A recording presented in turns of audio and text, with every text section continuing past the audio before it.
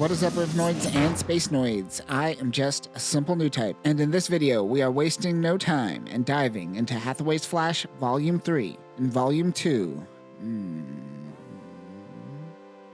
Sorry, I got caught up in Bright's mustache. Look at that thing. Someone make me a bust of Mustache Bright. Last volume, Hathaway and Mafty made it to Owenbelly, and the two forces joined together. Gigi left the Count and joined Kenneth, but eventually went off to Ayers Rock, where she ran into Hathaway. This episode, Kenneth will prep for the Adelaide meeting and starts to realize how incompetent some of these ministers are. Hathaway broadcasts a message to EFF, and he and Gigi struggle to find common ground. So let's get into this.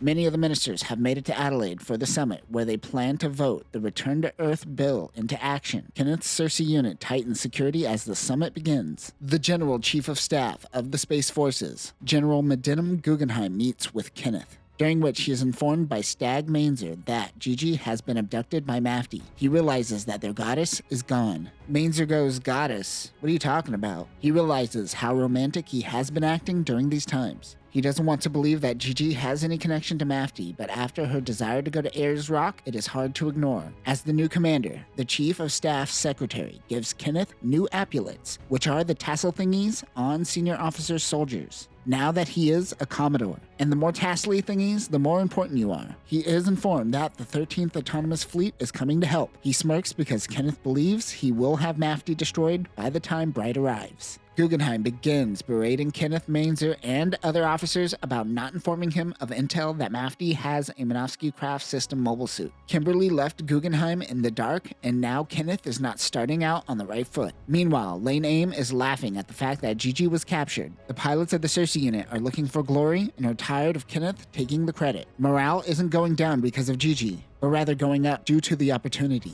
Later that day, Mafty broadcasts a message to the world declaring war. The Federation has contaminated the Earth by allowing only the rich and powerful to live on it. They will soon enact a law that will make them further contaminate the Earth. The video footage merely shows Hathaway's silhouette. No one can make out who he is, but Kenneth, watching the broadcast, knows for certain that Mafty is Hathaway. He instantly sends out Caesarius to try to triangulate the broadcast. Hathaway tells the world that the space immigration laws of today are no different from the old century when humanity wiped out countless species. The only solution to this problem is for all of humanity to leave Earth. The colonies can support this, but the people of the Federation refuse. Guggenheim realizes that this special bill was just finalized last night, so there is someone leaking this intel. Kenneth contacts Yoksum. Hathaway continues on about Article 23 of the bill. Post-colony drop, more and more of the Federation have been buying lands in Australia. A lot of it is now Federation controlled. One side effect of this bill would be that all Australian landowners would have to give up their rightfully owned lands to the Federation.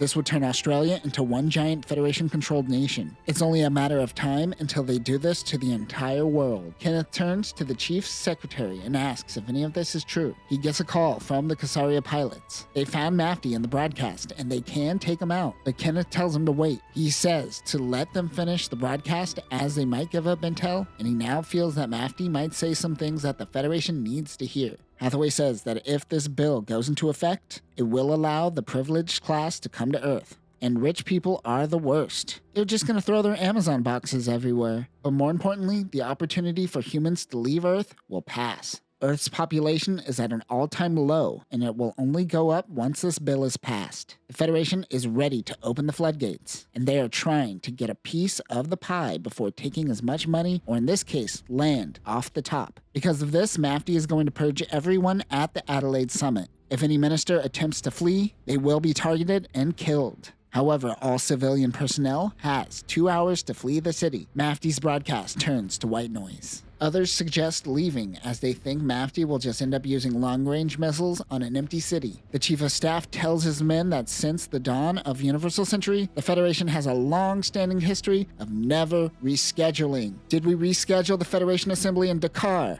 No. Did we reschedule the Federation Naval Review at Pohnpei Island? No. Did we reschedule the post-war summit on Side 7? No, we didn't. You're damn right. Did it all end in horrific disaster? Yes, but that doesn't matter. What matters is that the Federation never reschedules. An assistant brings Kenneth his new high command jacket with epaulets. Kenneth's scouting unit believes that Mafty most likely won't resort to using long-range missiles. This is just Mafty trying to cause panic. Many other Federation ministers are hesitant. Kenneth wants to get back to security, but one minister asks if the barrier is being set up. Kenneth says it will be up by tomorrow morning at the latest. As he leaves, the ministers call him back in just as they receive new intel. He asks Kenneth to take the call. It is Mainzer, informing him that they found down units 325 kilometers northwest of a place called Stonewall. They make the assumption that they are Mafty mobile suits. This relieves the nerves of some of the cabinet members. However, Kenneth believes it may be a ruse by Mafty. One person with horned glasses suggests that the loudest minister might be the mastermind behind Mafty's Quacksalver. They have to release something to the press in regards to the down Mafty suits. Did Mafty self-destruct their own suits? Does Kenneth give this to the public in their press release? Kenneth dwells as the workload begins stacking up. He wonders if Mafty really could change things for a brief moment. The guy with the horn-rimmed glasses speaks to Kenneth like a politician and gives him no real details. Even after asking about the barrier being put up, he takes off and begins to become annoyed by these politicians. They have no real-world experience and enact laws without an understanding of the people. The Federation bureaucratic nonsense is getting to him. Kenneth mentions that this hereditary system is evolving into a monster. Elected officials on the sides bring in money to the colonies. Even the Spacenoids are corrupt elected officials that does many shady things. But even these shady politicians in the colonies are still funneling money into the colony and thus boosting the economy. He tells his men to consider these downed Mafty vehicles as distractions. Now that he knows Hathaway is Mafty, he realizes that in Davao, Hathaway's hotel was attacked. So he isn't against firing on himself to set up a diversion. As everyone is expecting a bombing raid from the west, Kenneth believes it will be a mobile suit assault from the east. He is briefed by the speaker on more intel coming in. Lane Ames' squad are in Stonewall and have spotted mobile suit debris. The speaker and ministers are certain that things will go smooth,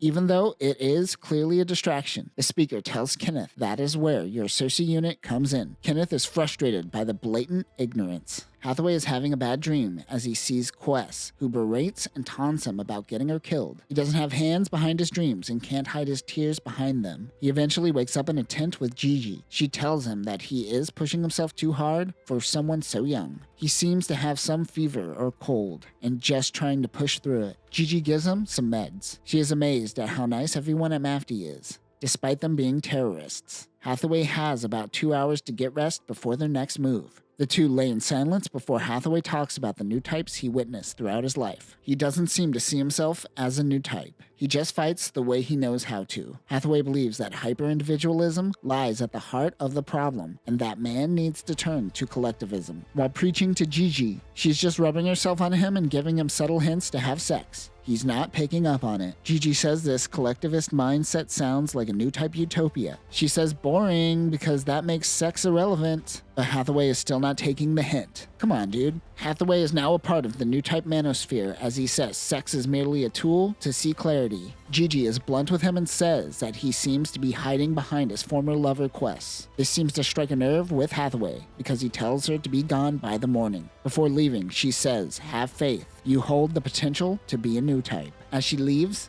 she sees Messers and Galsasans hiding in tiny caves hidden from the skies. One person reaches out to her. It is Cheng He. He goes to talk to Hathaway. Meanwhile, Fabio and the Owen Belly forces talk to Gigi and treat her like a goddess of luck. Just like Kenneth, Gigi notes that perhaps his men doesn't know about Hathaway and Koraya. How do you know about Hathaway and Koraya? I guess you knew about Quest. Gigi's new type power is foreshadowing. Meanwhile, Hathaway rests. Raymond and Emeralda welcomes Gigi into the Galsazans to hang out. The sun begins to rise. Mafty is using old telephone lines as their communication network. They are currently using an old phone booth. Well, that's something that will have to be changed in the movie. Give Mafty an army of delivery pigeons in the movie. Make it happen, Bandai Filmworks. A man receives a message. He gets on a gasoline-powered motorcycle, which is very rare, and takes off towards the Mafty camp. He sends the Mafty army word from Quacksalver that the cabinet meeting is moving forward on schedule. Fabio and the Ownbelly peeps have already left to spread Minovsky particles around Adelaide. Hathaway ignores small talk from Emeralda to ignore anything regarding Gigi. He tells his men to grab food and anxiety meds, so they are all taking anti-anxiety medication.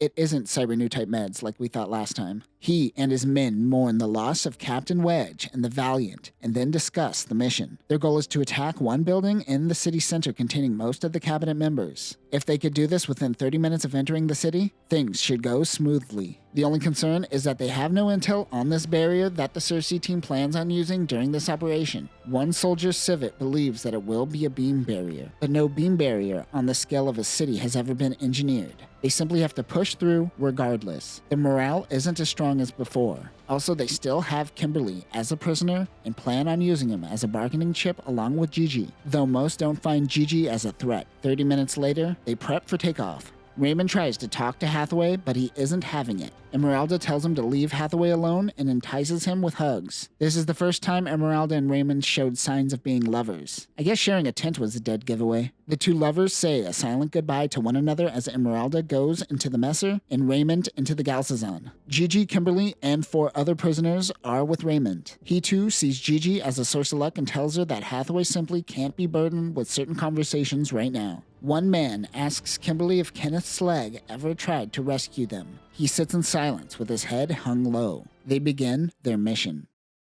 And that will do it for this episode. We are heading into the final battle between Mafty and the Cersei unit as everyone converges at Adelaide. Notice that there isn't some rousing speech. There is a sense of melancholy amongst the Mafty forces. As we continue through this series, one thing that slowly is being taken away from our 3 characters is hope. Next time, Mafty will head to Adelaide, but Kenneth isn't sure if the barrier will be up in time. We will see some Mafty members killed in action, and Hathaway will once again go up against Lane Aim in Penelope. But that will do it for now, new types. Remember, hope is merely an illusion. This story is like the anti-Star Wars.